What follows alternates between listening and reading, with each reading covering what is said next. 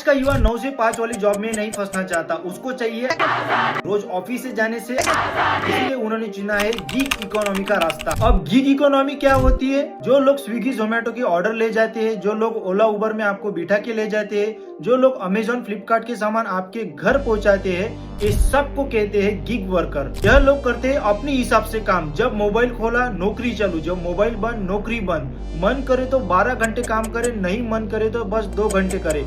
कभी दिन में 12 से 4 सो लिए, रात को 8 से 12 उठ के चल गए। कोई स्टूडेंट पढ़ते पढ़ते पार्ट टाइम नौकरी करने के लिए कर रहा है, कोई प्रोफेशनल दिन भर का काम करके इसको रात को एक्स्ट्रा इनकम कर रहा है, क्योंकि ई कॉमर्स बढ़ रहा है, मोबाइल बढ़ रहा है, इंटरनेट बढ़ रहा है, गिग का काम देने वाले स्टार्टअप कंपनीज भी बढ़ रहे हैं। ये कल्चर तो बढ़ेगा साहब। की डेट में देश में 1 करोड़ 30 लाख गिग वर्कर्स है, जो आने वाले 5 साल में 2 करोड़ से भी ज्यादा होने वाला है। आपको क्या लगता है, गिग वर्कर ये फायदे की चीज है हमारे लिए या नुकसान की? कमेंट बॉक्स में जरूर बताना। मिलते हैं एक नए वीडियो में। Cheers guys.